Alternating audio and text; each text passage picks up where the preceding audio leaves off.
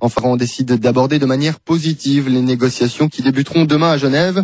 Le négociateur en chef du dossier nucléaire, Saïd Jalili, a néanmoins tenu à mettre en garde contre tout recours à la force et à l'intimidation lors de cette réunion. Une réunion très attendue, l'occasion également pour les opposants au régime de manifester aujourd'hui à Genève. Pour en parler, j'accueille Afshina Lavi, membre de la commission des affaires étrangères du Conseil national de la résistance iranienne en Suisse. Afshina Lavi, bonjour. Bonjour. Merci d'avoir répondu à notre invitation. Première question, pourquoi l'Iran continue-t-elle toujours à brandir la menace du nucléaire alors que la République pourrait être très sévèrement sanctionnée? D'abord, c'est plus qu'une menace, c'est vraiment une volonté délibérée de ce régime d'acquérir la bombe atomique. Nous avons révélé dès le début les informations et les sites dans lesquels le régime travaille précisément sur ce programme. La semaine dernière et cette semaine encore, nous en parlons avec des détails.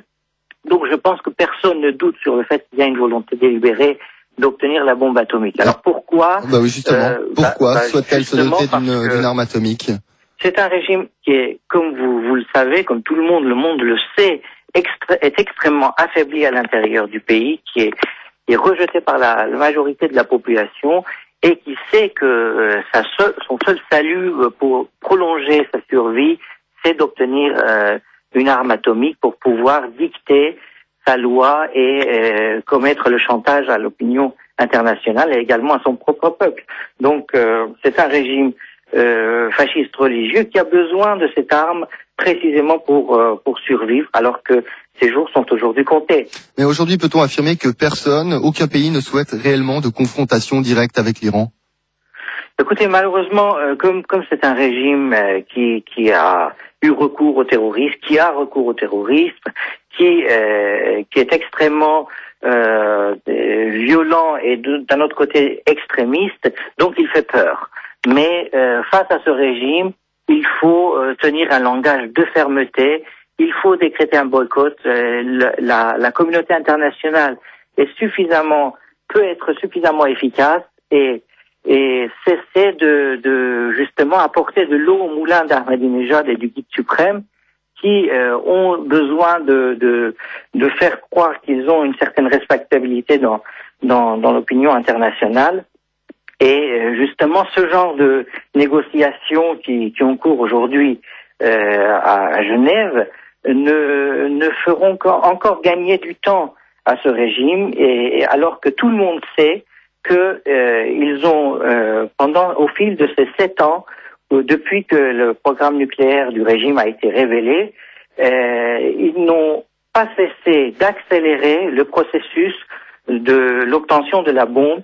Et les révélations qui ont été faites sur les 2 sites la semaine dernière que nous avons fait, sur les 2 sites dans lesquels ils sont en train de travailler sur le détonateur de la bombe, et la révélation sur le deuxième centre d'enrichissement d'uranium dont on en avait parlé nous-mêmes en 2005, sont des preuves que ce régime est tout le temps en train de tricher et de gagner du temps en parallèle des semblants de négociation. Donc il faut que les États, les puissances internationales aujourd'hui arrêtent ce genre de processus et très rapidement décrètent des boycotts réels. C'est ce que le peuple iranien veut. Je rappelle que dans les manifestations aujourd'hui en Iran, à chaque fois, ce sont les pays qui s'opposent au boycott du régime qui sont conspués par la population iranienne.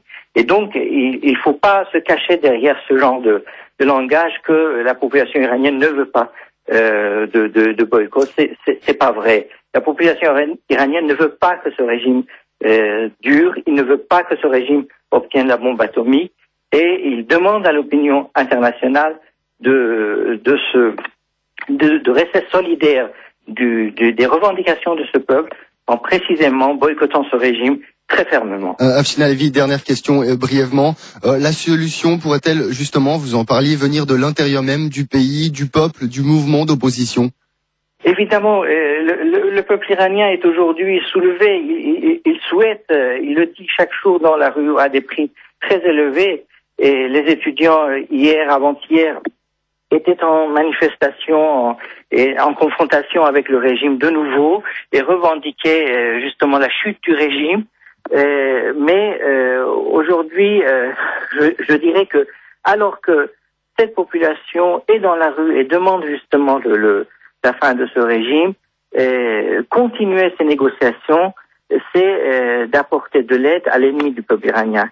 Et donc, il faut que le monde se réveille et ceux qui jusque-là parlaient de négociations ouvrent les yeux et comprennent que justement, ils sont en train d'agir contre le peuple iranien. Finalvi, merci pour ces précisions. Je vous en prie.